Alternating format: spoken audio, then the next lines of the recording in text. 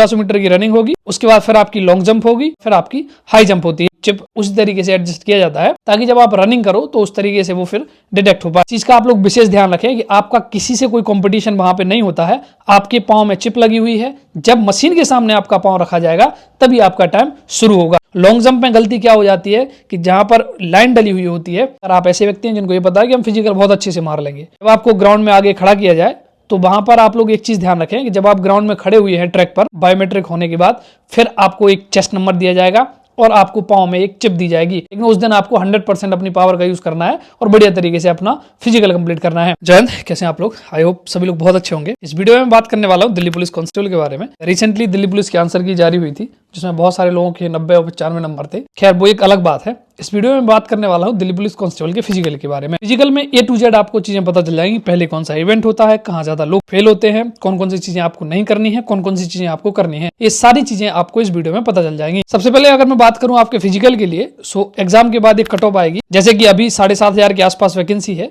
तो लगभग 90,000 के आसपास यहाँ पे बच्चों के लिए बुलाया जाएगा आपके फिजिकल में अपेयर होने के लिए। सबसे पहले आपकी 1600 मीटर की रनिंग होगी, उसके बाद फिर आपकी लॉन्ग जंप होगी, लॉन्ग जंप कंप्लीट होने के बाद फिर आपकी हाई जंप होती है। इसी बीच में आपका चेस्ट भी मेजर होता है और आपकी हाइट भी मापी जाती है। तो ये 5 चीजें दिल्ली पुलिस कांस्टेबल के फिजिकल में देखने को मिल जाएंगी। अब हम लोग शुरुआत से लेकर आखिरी तक सारे इवेंट को क्रम से देखते हैं। सबसे पहले जब आप फिजिकल देने के लिए जाएंगे, सो आपको गेट पर एंट्री होगी। एंट्री में आपको से 2 डॉक्यूमेंट मांगे जाएंगे, एक आपका आधार कार्ड और दूसरा आपका एडमिट कार्ड।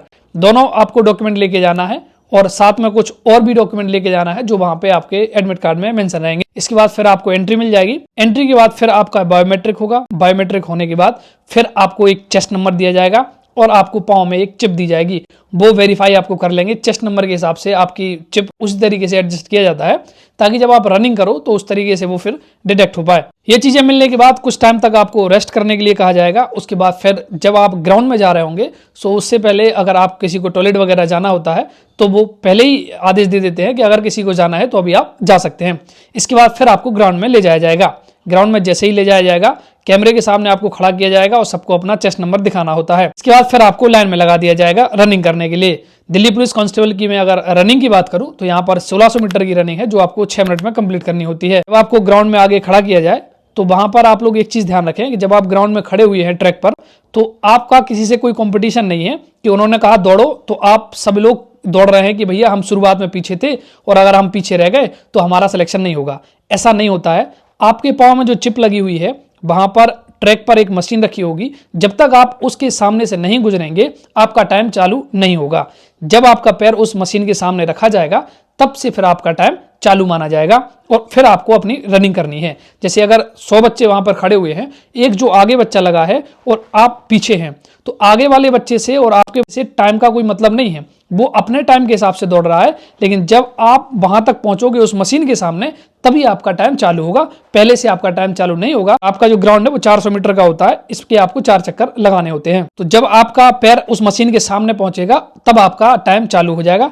फिर आप अपनी बढ़िया तरीके से 4 चक्कर कंप्लीट करेंगे। जब आपका पैर 5वीं बार उस मशीन के सामने पहुंचेगा तो आपका जो टाइम है वो खत्म हो जाएगा। चीज का आप लोग विशेष ध्यान रखें कि आपका किसी से कोई कंपटीशन वहां पे नहीं होता है। आपके पाँव में चिप लगी हुई है। जब मशीन के सामने आपका पाँव रखा जाएगा तभी आपका टाइम शुरू होगा। इसके बाद जब आपकी रनिंग खत्म हो जाएगी तो सभी बच्चे जो भी दौड़ के आए हुए होते हैं सब लोग जान लगा देते हैं, पूरी ताकत से सब लोग दौड़ते हैं और अपनी रनिंग कंप्लीट करने के बाद सभी लोग एक तरफ बैठ जाते हैं। अभी आप फिजिकल कर रहे हैं तो कोई दिक्कत नहीं है। अगर आप 60% 70% अपनी पावर का यूज कर रहे हैं कोई बात नहीं, लेकिन उस दिन आपको 100% अपनी पावर का यूज करना है और बढ़िया तरीके से अपना फिजिकल कंप्लीट करना है, क्योंकि मैक्सिमम बच्चे जो है वो आपकी रनिंग में ही डिस्क्वालीफाई हो जाते हैं। और अगर आपने रनिंग कंप्लीट कर ली तो फिर जो और आगे के इवेंट हैं उनमें बहुत कम बच्चे ही फेल होते हैं। रनिंग कंप्लीट होने के बाद जब वहां पे एक रिपोर्ट कार्ड तुरंत आ जाएगा, वो निकालेंगे, नाम बताते जाएंगे कि हाँ ये बच्चे आओ, उनको अलग करते जाएंगे। जो सिलेक्टेड कैंडिडेट रहेंगे उनके वो नाम बोलते हैं और उनको वो चेस्ट नंबर से बोलते हैं या फिर नाम बोलेंगे, जो भी आपको बोले, तो आपको एक अलग डायरेक्शन दे देंगे कि आप यहाँ पे जाके बैठ जाइए। तो आप लोग वहां पे चले जाएंगे। जो डिस्क्वालीफाई होंगे उनको वो ग्राउंड से बाहर कर देते हैं। फिर दूसरा बैच आ जाता है और ये क्रम बराबर चलता रहता है। जो बच्चे क्वालिफाई हुए हैं उनको फिर आगे दूसरे प्रोसेस के लिए भेजा जाता है। दूसरे प्रोसेस में उनका चेस्ट मेजर होता है और उनकी हाइट मेजर होती है। हाइट में वहां पर एक स्टैंड होता है, जो अधिकारी होंगे वहां पे प्रॉपर कैमरा वगैरह लगे होंगे, आपको बिल्कुल भी परेशान नहीं होना है कि आपके साथ कोई ज्यादती हो जाएगी। अगर आप ठीक हैं तो आपका सिलेक्शन होगा, और अगर आप में कोई कमी है तो फिर आपका सिलेक्शन नहीं होगा। उन्हें आपसे कोई वो लालच होता नहीं है कि वो आपसे कुछ ले ले, ऐसा नहीं होता है। वहां पे प्रॉपर कैमरे लगे हुए हैं, सारी चीजें लगी हुई हैं। अगर आपको डाउट है तो आप वहां पर जो पैनल होता है उनसे अपील भी कर सकते हो, दोबारा भी अपनी हाइट और चेस्ट मेजर करा सकते हैं। इसमें ध्यान रखें कि रनिंग में आपको कोई चांस ज्यादा नहीं मिलता है, केवल एक ही चांस मिलता है, जबकि लॉन्ग जंप और हाई जंप में आपको 3-3 चांस मिलते हैं। जब आपकी हाइट मेजर हो रही होती है तो हाइट आपकी प्रॉपर स्टैंड पे खड़ा करेंगे, आपको आपके पांव उठे तो नहीं है, वो सारी चीजें कर लेते हैं।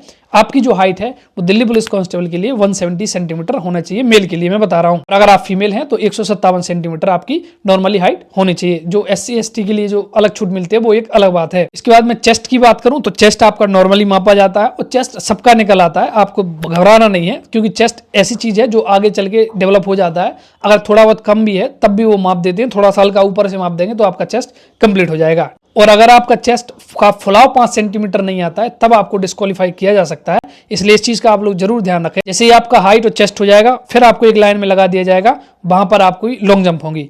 लॉन्ग जंप में ध्यान रखना, अगर बच्चे ज्यादा डिस्क्वालीफाई होते हैं तो लॉन्ग जंप में होते हैं, हाई जंप में बहुत ज्यादा बच्चे डिस्क्वालीफाई नहीं होते हैं। लॉन्ग जंप में गलती क्या हो जाती है कि जहां पर लाइन डली हुई होती है, अगर उस लाइन पर आपका पैर डल गया तो आपका फाउल माना जाएगा, और अगर आपका फाउल हो गया तो फिर आपको कोई भी सिलेक्ट नहीं करा सकता है। बट आपको यहाँ पे 3 चांस मिलते हैं, एक बार आप गए फाउल हो गया, दूसरी बार गए फाउल हो गया, तीसरी बार गए तब भी अगर आपका फाउल हो गया तो बाहर हो जाओगे, और अगर फाउल नहीं हुआ तो फिर आप अंदर हो जाओगे। कोशिश ये करना कि एक ही बार में आप पास हो जाओ। वहां पर एक जो लकड़ी की पट्टा डला होता है, मैं खुद 1600 मीटर रनिंग करी है, मैंने खुद लॉन्ग जंप हाई जंप करी है, सो वहां पर जो पट्टा डला होता है वो लाइन के थोड़े पहले डला होता है, ये आपके लिए प्लस पॉइंट हो जाता है। उस पट्टे पे आपकी पैर रखा जाए, कोई दिक्कत वाली बात नहीं है, उसी पर रखकर आप जंप करना, आराम से आपकी जो है लॉन्ग जंप है वो कंप्लीट हो जाएगी। ठीक, इसलिए बोल रहा हूँ क्योंकि पहली बार में जब हम लोग कंप्लीट कर लेते हैं तो हमें टेंशन नहीं होती है, दूसरी बार तीसरी बार में टेंशन बहुत ज्यादा हो जाती है। क्या पता अगर अब इस बार पैर अगर इधर उधर हो गया तो गड़बड़ हो जाएगी। खैर बच्चे कर लेते हैं, बट यहाँ पे डिस्क्वालीफाई होने के चांसेस बन जाते हैं। इसके बाद फिर आप बात करें हाई जंप के बारे में, हाई जंप में वहां पर एक बार रखा होगा, इस तरीके से स्टैंड रखा होगा, स्टैंड पर एक बार रखा होगा, आपको वो जंप करना होता है। गद्दा सामने लगा देते हैं जिस तरफ आपको कूदना होता है, और कहीं कहीं हो सकता है कि वहां पर मिट्टी में भी आपको कुदा लिया जाए, बट अगर गद्दा वगैरह डले हुए हैं तो वहां पे आपको दिक्कत नहीं आएगी। कुछ भी डला हुआ हो, आपको अपनी जंप करने से मतलब है। जैसे भी आप जंप करते हो, आप लेफ्ट साइड से करते हो, आप राइट साइड से करते हो, आप कैसे भी करो, आप हवा में तैरते हुए जाओ चाहे कैसे करो, आपको उस बार को क्रॉस करना है। आप चाहे लेट के करो, मतलब उसके नीचे से नहीं करनी है, लेकिन आप ऊपर से कैसे भी करना है, बस ऊपर से करना है। आप चाहे टाइगर जंप कूदो, जो जंप आप कूद सकते हैं वो जंप आपको कूदना है। ये नहीं कि हम नीचे से निकल गए, हमने तो पार कर लिया, क्योंकि भैया आप तो बता रहे थे बस पार करना है, ऐसे पार नहीं करना है, ऊपर से पार करना है उसको, कैसे भी करके आपको अपनी ऊपर से पार करना है। चाहे आपकी बॉडी का जो कूदने का तरीका कुछ भी रहे, उससे कोई मतलब नहीं पड़ता है। दूसरी चीज है, जो बार रखा हुआ है, अगर उसमें आपका शरीर टच हो जाता है तब भी आपको परेशान नहीं होना है, बिल्कुल भी परेशान नहीं होना है। अगर वो बार नीचे नहीं गिरता है तो आप डिस्क्वालीफाई नहीं होंगे, अगर वो बार नीचे गिर जाता है फिर आप डिस्क्वालीफाई हो जाएंगे। यहाँ पर भी आपको प्रॉपर 3 चांस मिलते हैं, 3 चांस में आपको अपनी हाई जंप कंप्लीट करनी होती है। जब आपकी ये सारी चीजें कंप्लीट हो जाएंगी तो तब तक लगभग शाम हो जाएगी। और अभी देखो पिछली भर्ती में ये हुआ था कि फिजिकल के बाद ही उन्होंने मेडिकल कंप्लीट करा लिया था, तो हो सकता है कि वो इस बार भी मेडिकल कंप्लीट कराएं, या फिर हो सकता है ना भी कराएं, ये उन पर डिपेंड करता है, इसमें कोई किसी की जोर जबरदस्ती नहीं है। दूसरी चीज है कि मेडिकल में कोई ऐसी चीज नहीं है कि आपको प्रिपरेशन करने की जरूरत है। भैया हमारा मेडिकल है, हमारी बॉडी ठीक है, आप चेक कर लो, कोई दिक्कत वाली बात नहीं है। ज़्यादातर जो बच्चे हैं थोड़ा सा कलर ब्लाइंडनेस, इन चीज़ों का ध्यान देना, और जो आपका फ्लैट फिट होता है इसमें थोड़ी सी दिक्कत होती है, बाकी तो सारी चीज़ें लगभग चल जाती हैं। थोड़ी बहुत 19-20 चीज़ें होती हैं तो चल जाती हैं, आपको परेशान होने की ज़रूरत नहीं है। बट ये जो मेजर चीज़ें हैं, कलर ब्लाइंडनेस है, ये नहीं चलेगी, इसमें तो सीधा आपको बाहर कर दिया जाएगा। तो इस चीज़ का भी आप लोग ध्यान देना। सो A to Z मैंने सारा आपको प्रोसेस बता दिया है। इसके बाद फिर जब आपके फिजिकल के सारे इवेंट कंप्लीट हो जाएंगे, आपको ग्राउंड से बाहर कर दिया जाएगा। वहाँ पर आपको एक पर्चा मिलेगा, पर्चे से मतलब यानी कि आपको एक रिपोर्ट कार्ड मिलेगा, उस पर सारी चीज़ें लिखी होंगी। भैया आपकी हाइट कितनी है, आपका चेस्ट कितना है, आपकी long jump high jump qualify हैं, वहाँ पर जो अधिकारी होंगे उनकी मोहर और सिग्नेचर वहाँ पे आपके होंगे, वो आप लेके सीधा खुशी खुशी बाहर चले आएंगे। जिन बच्चों का नहीं होगा सो वो बच्चे थोड़ा सा दुखी रहेंगे, खैर वो आगे तैयारी करेंगे तो कहीं और उनका सिलेक्शन हो जाएगा। देखिए यहाँ पे 12 गुना बच्चों को बुलाया जा रहा है, लगभग 90,000 बच्चे आएंगे। तो इस चीज़ का आप लोग ध्यान देना कि जिनके नंबर कम हो और उनसे अगर फिजिकल कंप्लीट नहीं हो रहा है तो आप फिजिकल की तैयारी मत करो, आप किसी और अच्छे एग्जाम की प्रिपरेशन करो, आप अपना वक्त खराब ना करें। अगर आप ऐसे व्यक्ति हैं जिनको ये पता है कि हम फिजिकल बहुत अच्छे से मार लेंगे, तो फिर आपको परेशान नहीं होना है। आप बढ़िया तरीके से अपनी तैयारी करिए, फिजिकल की तैयारी करिए और देने जाइए। लेकिन अगर आप ऐसे व्यक्ति हैं कि क्या पता हमारा फिजिकल होगा कि नहीं होगा और हमारे नंबर भी कम है, तो मैं फिर आपके लिए यही सलाह दूंगा कि आप बढ़िया तरीके से किसी और एग्जाम की प्रिपरेशन करिए। लेकिन अगर आप ऐसे व्यक्ति हैं जो ये कह रहे हैं कि भैया हाँ चांस चाहिए, हम तो एक बार में सारा का सारा जो इवेंट है वो कंप्लीट कर लेंगे, नंबर का बाद में देखा जाएगा, हमारे भले ही नंबर कम बने रहे, तो आप बढ़िया तरीके से अपना फिजिकल कंप्लीट करते रहिए। और जब आपका एडमिट कार्ड आए तो बढ़िया तरीके से अपना फिजिकल कंप्लीट कराने के लिए वहां पर जाइए, ठीक है। और बढ़िया तरीके से तैयारी करें। फीमेल खास तौर से ध्यान रखें, मैं बहुत टाइम से बोल रहा हूँ, आप लोग अपने फिजिकल कंप्लीट करते रहिए। और देखिए बहुत जल्द आप लोगों का रिजल्ट भी जारी होगा, उसके बाद फिजिकल की डेट भी आएगी, फिर उसके बाद मेडिकल भी होगा, उसके बाद ज्वाइनिंग भी होगी, उसके बाद यूनिफॉर्म भी मिलेगी, उसके बाद दिल्ली में आपको नौकरी करने का मौका भी मिलेगा। सारी चीज़ें बढ़िया होंगी। फिर शादी ब्याह जो आगे की चीज़ें हैं वो तो आपकी चलती रहेंगी, ठीक है। सो आई होप कि वीडियो आप लोगों के लिए हेल्पफुल रही होगी। नेक्स्ट वीडियो दिल्ली पुलिस से रिलेटेड रहेंगी, कुछ वीडियो मेरी उत्तर प्रदेश पुलिस से रिलेटेड रहेंगी, कुछ वीडियो अलग जो यूपी ट्रिपल एससी के थ्रू वैकेंसी आने वाली है उनके लिए भी रहेंगी। रेलवे ग्रुप डी की नई वैकेंसी आ गई है तो उनके लिए भी कुछ ना कुछ रहेगा। तो डेफिनेटली 3-4-5 दिन में कोई ना कोई वीडियो आप लोगों को मिलती रहेगी। तो आप लोग टेलीग्राम चैनल से जरूर जुड़ जाए। मिलते हैं अगली वीडियो के साथ। जय हिंद।